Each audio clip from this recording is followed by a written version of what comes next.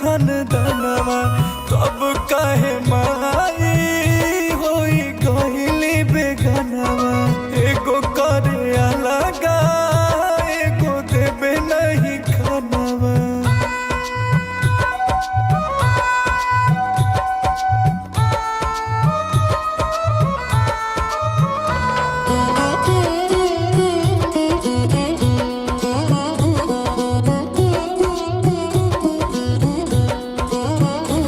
अरे जवाना रे कोखिया से लिहले जनमवा ओही रे कोखिया के भइले दुश्मनवा।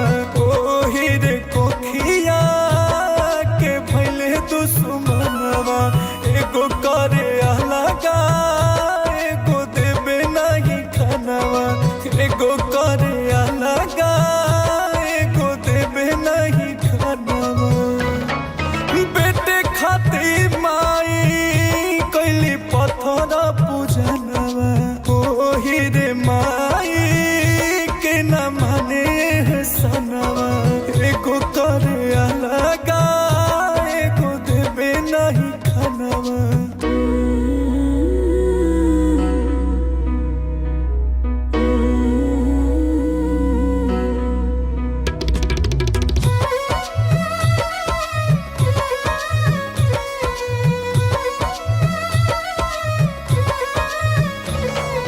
माई के रूपवा होला देव के समानवा।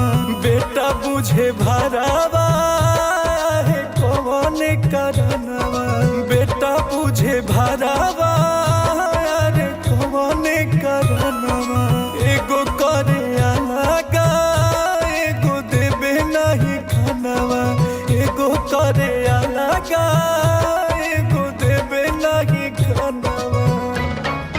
देख जनमवा माई सुनो तारी तनवा।